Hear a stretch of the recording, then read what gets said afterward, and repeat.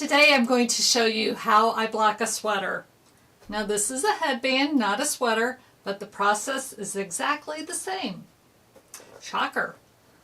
So I've knit this stranded colorwork headband, and you can't tell so much from the camera, but it's a little lumpy and bumpy right now.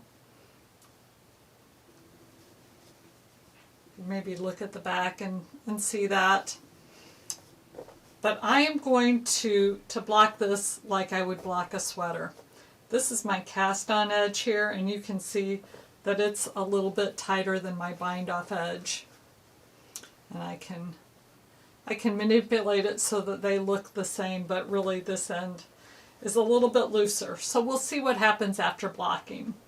Now to block, I usually do this in the kitchen sink, but I brought a bowl of water here, cool water, and I'm just going to soak this.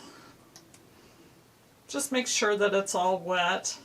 I don't soak it for a long time, but I just do make sure that the wool soaks up the water, because it's a little bit water repellent, wool is.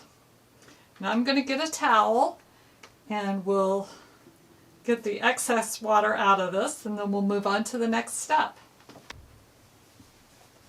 Move that off to the side. I'm going to put my towel down here, and normally what I do is bring it out of the water and let it just drain naturally. You can see the water now has just a slight tinge of green in it. And I don't wring it, but I might squeeze it just a little bit to get some of the extra out. Set that aside, and now I'm going to roll it up in a towel and squeeze as I go to get any excess water out.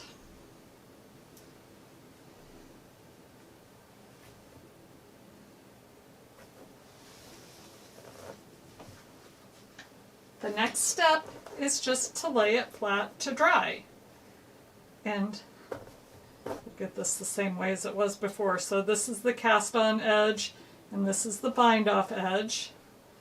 And we'll kind of just lay it so that they look relatively the same.